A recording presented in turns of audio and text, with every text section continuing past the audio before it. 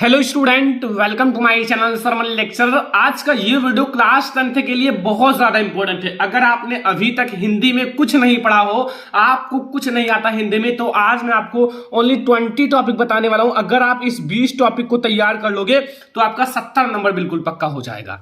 ये वीडियो आपके लिए बहुत ज्यादा इंपॉर्टेंट है और मैं आपको ओनली 20 टॉपिक बताने वाला हूं और आप इस 20 टॉपिक को पढ़कर अपना 70 नंबर बिल्कुल पक्का कर सकते हो बोर्ड एग्जाम में।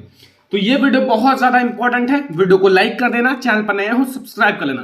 देखो, यहां से आप फुल मार्क अपना बिल्कुल पक्का कर सकते हो, लेकिन जो मैं आपको बता रहा हूं उसको जरूर तैयार कर लो। अगर आप जितना टॉपिक बता रहा हूं उतना तैयार कर लोगे तो आप बोर्ड एग्जाम में टॉपर बन सकते हो। तो चलो देखते हैं सबसे पहला टॉपिक हमें क्या तैयार करना है। देखो, सबसे पहला जो हमारा टॉपिक है, मैं आपको पहला टॉपिक और दूसरा टॉपिक बताऊंगा, फिर तीसरे टॉपिक से ट्रिक स्टार्ट हो जाएंगे जो आपको हमेशा याद रहेगा। देखो, पहले टॉपिक में जो आपको तैयार करना है वो है महत्वपूर्ण रचनाएं एवं उनके लेखक कवि का नाम। देखो, जो आपके बोर्ड एग्जाम के लिए सबसे मोस्ट इंपॉर्टेंट रचनाएं हैं, उसके लेखक हैं या कवि हैं, उनको तैयार कर लो। ये आपके बोर्ड एग्जाम में 5 मार्क का आएगा, ठीक है, या फिर उससे कम आएगा। लेकिन ये दोनों मिलाकर जो आपका दूसरा है रीतिकाल, आधुनिक काल, जो आपका आधुनिक काल है, छायावाद युग एंड दुर्वेदी युग एंड प्रगतवादी युग, ये भी आपके बोर्ड एग्जाम में 5 मार्क का आएगा। तो ये दोनों मिलाकर आपके बोर्ड एग्जाम में 10 मार्क के क्वेश्चंस आते हैं, ठीक है। ये जो आपका पहला है दूसरा, ये दोनों मिलाकर आपके बोर्ड एग्जाम में 10 मार्क के क्वेश्चन आते हैं। जैसे आपको रीतिकाल के जो कवि हैं उनको तैयार कर लो, रीतिकाल की विशेषता बहुत ज्यादा पूछी जाती है, उसको तैयार कर लो। एंड आधुनिक काल के जो कवि हैं, छायावादी युग के कवि और उनकी विशेषताएं बहुत ज्यादा पूछी जाती हैं, यहां से आप बहुत ज्यादा नंबर गेन कर सकते हो। और यहाँ जो आपका प्रगतवादी युग है, इसकी भी विशेषता पूछी जाती है और कवि पूछा जाता है, ठीक है। तो ये दो टॉपिक सबसे पहले आप तैयार कर लो, क्योंकि ये 10 नंबर आपको बिल्कुल पक्का कर लेना है। मैंने ऑलरेडी बहुत सारे वीडियोस बना दिया है, अगर आपने नहीं देखा है तो देख लेना, ठीक है। ये है हमारे पहला और दूसरा टॉपिक, आप जरूर तैयार कर लेना। फिर आपको तीसरा टॉपिक देखो क्या पढ़ना है, तीसरा नंबर टॉपिक। देखो, बच्चे हमसे बहुत ज्यादा पूछते हैं सर महत्वपूर्ण गद्यांश। देखो, ये आपके बोर्ड एग्जाम में 6 मार्क का क्वेश्चन आएगा, ठीक है। जो आपका मोस्ट इंपॉर्टेंट गद्यांश है उसको तैयार करना है, ठीक है। ये हमारा तीसरा नंबर टॉपिक है। देखो, जो आपका मोस्ट इंपॉर्टेंट गद्यांश है वो देखो, पाठ जो है आपका मित्रता और ममता, ये 2 चैप्टर आपको बिल्कुल अच्छे से तैयार कर लेना है। इसका हर एक गद्यांश पूरा सॉल्व कर लेना है, क्योंकि इस चैप्टर से आपकी बोर्ड एग्जाम में बहुत ज्यादा गद्यांश पूछा जाता है इन 2 चैप्टर से, और बहुत ज्यादा इंपॉर्टेंट चैप्टर भी हैं। तो यहां आपको मित्रता और ममता चैप्टर तैयार कर लेना है। जो मित्रता के लेखक हैं वो है आचार्य रामचंद्र शुक्ल और ममता के जो लेखक हैं वो है जयशंकर प्रसाद। देखो, यहां से मैंने आपको इनके लेखक का नाम इसलिए बता दिया है कि आपका संदर्भ समझ लो कि तुरंत तैयार हो गया, क्योंकि आपको मतलब पाठ का नाम और लेखक का नाम संदर्भ में लिखना पड़ता है, और अगर आप सही लिख दोगे तो आपको 2 मार्क तुरंत मिल जाएगा। तो आप इसको जरूर तैयार कर लेना। जो आपके महत्वपूर्ण जो आपका पाठ है, यहां से आपका मित्रता और ममता, ये दोनों चैप्टर आपको तैयार करके जाना है, इससे आपके गद्यांश बोर्ड एग्जाम में जरूर आएंगे। ये है हमारा तीसरा नंबर टॉपिक, ओके। अब चौथा नंबर टॉपिक यानी कि 4 नंबर टॉपिक आपको तैयार करना है, महत्वपूर्ण पद्यांश। जो आप लोगों का महत्वपूर्ण पद्यांश है 4 नंबर टॉपिक है। देखो, महत्वपूर्ण जो आपके गद्यांश है वो भी 6 ही मार्क के आते हैं, और पद्यांश भी आपके बोर्ड एग्जाम में 6 मार्क का पूछा जाता है। कितने मार्क का? 6 मार्क का। तो दोनों बहुत ज्यादा इंपॉर्टेंट है। यहां अगर आप इसको बोर्ड एग्जाम में अच्छे से कर लोगे ना, तो आप बोर्ड एग्जाम में 90% काफी अच्छे से अचीव कर सकते हो। क्योंकि अगर आप 6 मार्क के क्वेश्चन छोड़ कर आते हो तो आपका वैसे भी बहुत कम नंबर हो जाएगा, ठीक है। तो यहां आपको पद चैप्टर तैयार करना है। जो आपके महत्वपूर्ण पद्यांश है उसमें पद चैप्टर आपको तैयार कर लेना है। धनुष भंग आपको तैयार करना है, और भक्ति नीति, जिनके कवि हैं, जो पद है उसके कवि हैं सूरदास जी, और धनुष भंग के जो कवि हैं वो है तुलसीदास जी, और भक्ति नीति के जो कवि हैं वो है बिहारी लाल जी। इन 3 चैप्टर को आप जरूर तैयार कर लेना। यहां से आपके जो पद्यांश है वो बोर्ड एग्जाम में जरूर देखने को मिलेंगे। ये हमारा चौथा नंबर टॉपिक है, देखो मैं सबसे अच्छी बात बता रहा हूं, सबसे मोस्ट इंपॉर्टेंट चीज जो आपको पूरे यूट्यूब पर कोई नहीं बताएगा। देखो ये वीडियो आपके लिए बहुत ज्यादा इंपॉर्टेंट, और हिंदी में आप यहां से ऐसे पढ़कर काफी ज्यादा मार्क अचीव कर सकते हो। देखो जो मैं चैप्टर बता रहा हूं उसको बिल्कुल कंठस्थ कर लो, थोड़ा सा भी कंफ्यूजन ना रहे। देखो मैं आपको ओनली 3 चैप्टर पद्यांश में बताया हूं, यानी कि पद में, और ओनली 2 चैप्टर मैंने बताया है गद्यांश में। तो आप यहां से ओनली 5 चैप्टर पूरे साल में तो पढ़ ही सकते हो, 12 मार्क आपको मिलेंगे। ठीक है, तो ये आपको तैयार कर लेना, चौथा नंबर टॉपिक। और 5वां नंबर जो हमारा टॉपिक है वो है जीवन परिचय। सबसे पहले मैं आपको बता दूं लेखक का जीवन परिचय, 5वां नंबर टॉपिक जो आपका सबसे पहले लेखक का जीवन परिचय। ठीक है, ये आपके बोर्ड एग्जाम में 3 मार्क का आता है, लेकिन आपको उनकी रचनाएं भी साथ में तैयार कर लेना है।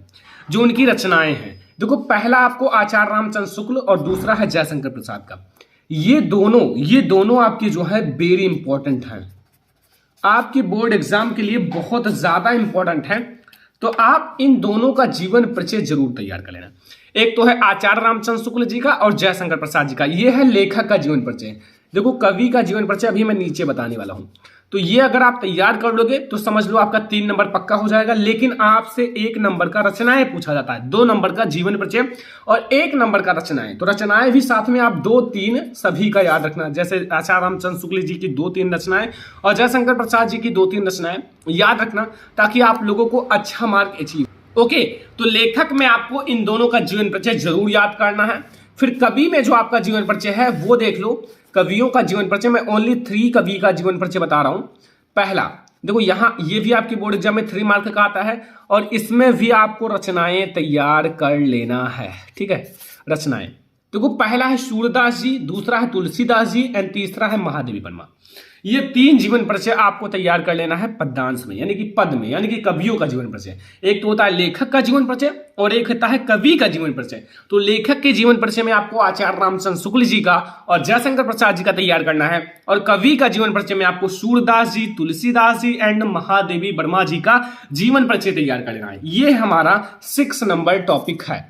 ठीक है, मैं 20 टॉपिक बताने वाला हूं, और इन 20 को तैयार कर लोगे टॉपिक को तो आपका 70 नंबर बिल्कुल पक्का हो जाएगा। यहां से आपको पता चल गया कि हमें कौन से कवि का जीवन परिचय तैयार करना है, कौन से लेखक का जीवन परिचय तैयार करना है, किस पाठ को अच्छे से पढ़ना है, वो हमारे लिए कौन से इंपॉर्टेंट चैप्टर हैं, ये मैंने आपको बहुत अच्छे से बता दिया। अब हमारा 7वां नंबर टॉपिक स्टार्ट होगा। अब देखो स्टूडेंट, जो संस्कृत के गद्यांश आते हैं वो मैं आपको संस्कृत का गद्यांश आपके बोर्ड एग्जाम में आता है। ठीक है, 4 मार्क का। तो यहां से आपको जो मैं 3 चैप्टर बताने वाला हूं वहां से आपको कुछ संस्कृत के क्वेश्चन आंसर भी मिल जाएंगे, जैसे ये वाराणसी चैप्टर एंड भारतीय संस्कृति। ये आपके बोर्ड एग्जाम के लिए बहुत ज्यादा इंपॉर्टेंट है, VIMP है। ठीक है, गद्यांश के लिए। और ये जो आपका वीर वीरेण पूज्यते, इसमें से आपके जो क्वेश्चन आंसर आते हैं ना संस्कृत में, वो बहुत ज्यादा पूछा जाता है। तो ये 3 चैप्टर आपके लिए वेरी इंपॉर्टेंट है संस्कृत में, इसको आपको तैयार करके जाना है। और वाराणसी चैप्टर में से आपका बहुत ज्यादा पूछा जाता है, इसीलिए मैंने आपको बता दिया कि वाराणसी चैप्टर आपके लिए बहुत ज्यादा इंपॉर्टेंट है।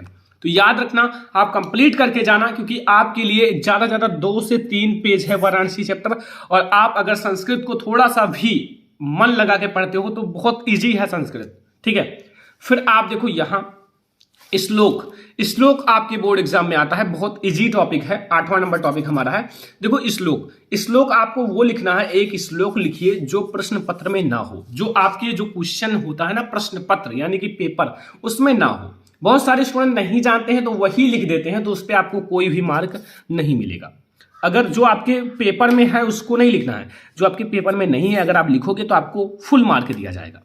तो मैंने एक श्लोक ले लिया है जो कि आपके सामने लिखा हुआ है। ठीक है, सर्वे भवन्तु सुखिनः, सर्वे सन्तु निरामया एंड सर्वे भद्राणि पश्यन्तु मा कश्चित् दुःख भाग भवेत्।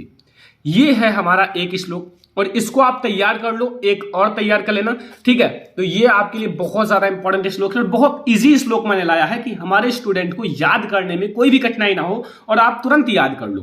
तो ये है हमारा श्लोक, याद हो जाएगा ना, कोई दिक्कत तो नहीं है। तो आप इसको नोट कर लो, जितना मैं बता रहा हूं उन सारे को नोट कर लो, फिर आप लोग देखो यार पूरा आपको याद रहेगा। ठीक है, तो ये है हमारा 8वां नंबर टॉपिक। आपका 9 नंबर टॉपिक है, देखो हास्य रस, जो आपका हास्य अथवा करुण रस की परिभाषा तथा उदाहरण। देखो आपको परिभाषा भी तैयार कर लेना है और उदाहरण भी और स्पष्टीकरण भी, सारी चीजें आपको तैयार रखना है। देखो अगर आपको ये वीडियो मतलब ये चीज नहीं पता तो मैं एक वीडियो का लिंक दे दूंगा, ठीक है, हास्य रस एवं करुण रस का, ठीक है। एंड मैं आपको रस जो आपका है, छंद है एवं अलंकार, ठीक है, ये तीनों टॉपिक का एक वीडियो में मैंने पढ़ाया है। रस छंद अलंकार जो आपका हास्य रस है, करुण रस है, इसको भी पढ़ाया गया है, और रूपक उत्प्रेक्षा अलंकार और आपका उपमा अलंकार उनको भी पढ़ाया गया है, और रोला अथवा सोरठा उनको भी पढ़ाया गया है। तो उस वीडियो का मैं लिंक दे दूंगा, आप लोग जरूर देखना, उसमें आपका रस छंद अलंकार पूरा 6 नंबर बिल्कुल क्लियर हो जाएगा, ठीक है। तो ये हमारा 9वां नंबर टॉपिक है जो हास्य अथवा करुण रस की परिभाषा तथा उदाहरण आपको तैयार करना है। एंड 10 नंबर जो हमारा टॉपिक है वो है रूपक अथवा उत्प्रेक्षा अलंकार की परिभाषा। देखो रूपक अथवा उत्प्रेक्षा अलंकार अगर इन दोनों को तैयार कर लोगे तो फिर आपका 2 नंबर पक्का हो जाएगा। ये भी आपके बोर्ड एग्जाम में 2 मार्क का आता है, और यहाँ रोला अथवा सोरठा ये भी आपके बोर्ड एग्जाम में 2 मार्क का आता है। यहाँ आपको मात्रा गिनना आना चाहिए, जो मात्राएं होती हैं उनको गिनना आना चाहिए, क्योंकि इसमें मात्रा गिनना बहुत ज्यादा इंपॉर्टेंट है छंद में। तो यहां से अगर आप रस छंद अलंकार तीनों टॉपिक एक वीडियो में तैयार करना चाहते हो तो मैं नीचे एक वीडियो का लिंक दूंगा, वहां से आप तीनों का तैयार कर सकते हो ओनली 1 वीडियो में। जरूर देखना इस वीडियो को देखने के बाद, ठीक है। अब देखो यहां से उपसर्ग आपकी बोर्ड एग्जाम में 3 मार्क का आता है। देखो 3 मार्क का ये उपसर्ग सबसे ज्यादा इजी है। देखो आपको 3 मार्क मिल जाएगा, लेकिन बहुत ज्यादा इजी है उपसर्ग में। ओनली आप अन, अधि, सह, सु, परि इतना अगर आप तैयार कर लेते हो, मैं ओनली 5 उपसर्ग की बात कर रहा हूं, अगर आप तैयार करके चले जाते हो ना तो भी आपका उपसर्ग में बिल्कुल पक्का हो जाएगा। 6 या 7 उपसर्ग आएंगे, उसमें से आपको 3 उपसर्ग का आंसर केवल लिखना है। तो काफी ज्यादा इजी टॉपिक है, अगर आप तैयार करके जाओगे तो फिर आप लोगों के लिए काफी अच्छा रहेगा। हर एक टॉपिक तैयार करके जाओ, ठीक है। फिर यहाँ आपका 13 नंबर टॉपिक है प्रत्यय। प्रत्यय में आई, त्वा, पन, हट, ये 2 मार्क का आएगा। ये 4 मैं आपको बता रहा हूं, ये 4 तैयार करके जाना, आई, त्वा, पन एंड हट, ठीक है, इसको तैयार करके जरूर जाना। ये हमारा है आपका 13 नंबर टॉपिक, ठीक है, प्रत्यय। तो उपसर्ग और प्रत्यय दोनों मिलाकर 5 मार्क का आता है। तो 5 मार्क बहुत ज्यादा इंपॉर्टेंट है आपके बोर्ड एग्जाम के लिए, ठीक है, तो याद रखना। फिर आपका 14 नंबर टॉपिक आता है समास। समास में आपको ओनली 2 समास याद रखना है, द्वंद्व एवं दीर्घु समास। इसका भी वीडियो मैंने ऑलरेडी बना दिया है, इसका भी मैं लिंक दे दूंगा, द्वंद्व एवं दीर्घु समास का, वो भी आप देख लेना, ठीक है। द्वंद्व एवं दीर्घु समास का आपको मैं लिंक दे दूंगा, उसको आप जरूर देखना, ठीक है। तो यहां से आपको तैयार हो जाएगा ये भी। और यहां आपका तत्सम शब्द, तत्सम का आपका तद्भव लिखना पड़ता है कि तद्भव का तत्सम, ऐसे आपके बोर्ड एग्जाम में 2 मार्क का आता है, ठीक है। तत्सम एवं तद्भव शब्द अगर आप उसको सही से लिखोगे तो आपको मिल जाएगा। और एक वीडियो मैंने बनाया था 70 नंबर बिल्कुल पक्का का, वो भी वीडियो आपको जरूर देखना चाहिए। उस वीडियो में मैंने हर एक टॉपिक को डिस्कस किया है, ठीक है। मैं नीचे लिंक दे दूंगा, हिंदी का 70 नंबर बिल्कुल पक्का, उसका मैं लिंक दे दूंगा, और आप लोग उस वीडियो को जरूर देखना, पूरा तैयार हो जाएगा। फिर यहां हमारा जो है 17 नंबर टॉपिक संधि। संधि जो आपके बोर्ड एग्जाम में है यणि संधि, ओनली एक संधि है यणि संधि। तो ओनली 1 संधि आपको तैयार करना है, वो भी आपका है यणि संधि। तो आप तैयार कर लेना एक संधि में क्या है, वो तो बहुत इजी है। और धातु रूप में आपको तैयार क्या करना है, वो है पठ एवं हस धातु। कौन सा, पठ एवं हस धातु, ठीक है। ये 18 टॉपिक है। अभी हमारे पास 2 टॉपिक और हैं जो कि निबंध है और खंड काव्य है। तो इन सारे को पहले आप नोट कर लो, आपसे रिक्वेस्ट है कि नोट कर लो आखिर हमें क्या क्या पढ़ना है, क्या हमें पढ़ना है, ठीक है। क्योंकि ये बहुत ज्यादा इंपॉर्टेंट चीज मैंने बताया है, बहुत ज्यादा मेहनत करके बनाया है, हर एक चीज ढूंढ कर अच्छे से बताया है कि आप लोगों को 1 भी % बोर्ड एग्जाम में दिक्कत ना हो। ऐसे में हर एक सब्जेक्ट का लाने वाला हूं, ठीक है। केवल आपको इस वीडियो को लाइक करो ज्यादा से ज्यादा, कि हाँ हमें रिस्पॉन्स मिले और आप लोगों के लिए ज्यादा से ज्यादा वीडियो बना सकूं, ठीक है। तो यहां अब आप लोग देखो, फिर आपका जो महत्वपूर्ण निबंध है, मैं आपको 5 निबंध बता देता हूं, उसको तैयार कर लेना, और यहां से आपका 6 नंबर पक्का हो जाएगा, ठीक है। और आप लोग कमेंट करना, इंग्लिश का भी ऐसा ही वीडियो चाहिए तो भी कमेंट कर देना, साइंस का एंड सामाजिक विज्ञान सबका मैं लाऊंगा। देखो निबंध आपके बोर्ड एग्जाम के लिए सबसे इंपॉर्टेंट चीज है, और निबंध में अगर आप हैंड राइटिंग अच्छे से लिख देते हो तो आपको फुल मार्क दिया जाएगा, ठीक है। और 6 मार्क में आपको कम से कम 5 मार्क मिलना चाहिए। मैंने आपको निबंध लिखने का सही तरीका भी बताया है, फिर से बता दूंगा, ठीक है। यहां देखो सबसे पहले आप महत्वपूर्ण निबंध में आपको 5 निबंध बता देता हूं, जरूर तैयार करके जाना। बोर्ड एग्जाम में इसमें से 1 या 2, 3 जरूर फंसेगा। पहला है प्रदूषण की समस्या तथा समाधान। देखो, प्रदूषण की समस्या तथा समाधान पर आप निबंध तैयार कर लो, मैंने ऑलरेडी पढ़ा दिया है जो प्रदूषण की समस्या है तथा समाधान। दूसरा है कोरोना वायरस। कोरोना वायरस पर मैंने निबंध पढ़ाया था, बहुत ज़्यादा बच्चों ने देखा था, रिस्पॉन्स बहुत ज़्यादा मिला था, तो उसको भी आपको देखना चाहिए। यहाँ थर्ड नंबर है विज्ञान वरदान या अभिशाप। ये 3 आपके लिए बहुत ज़्यादा इंपॉर्टेंट है, ये क्लास 10th के बोर्ड एग्जाम में बहुत बार पूछा गया है। अब देखो 4 नंबर जो आपका है भ्रष्टाचार एक समस्या, ये भी बोर्ड एग्जाम के लिए बहुत ज़्यादा इंपॉर्टेंट है। एंड 5 नंबर है जनसंख्या वृद्धि। ये 5 आपको निबंध तैयार करके जाना है, क्योंकि ये 5 निबंध आपके 6 नंबर पक्का कर सकते हैं। तो अगर आप तैयार करके जाओगे तो समझो बोर्ड एग्जाम में आप बहुत अच्छा मतलब लिख कर अगर आ गए तो आपको बहुत अच्छा नंबर मिलेगा। आपको 6 मार्क में 5 मार्क मिल जाए अगर निबंध में तो बहुत अच्छा है।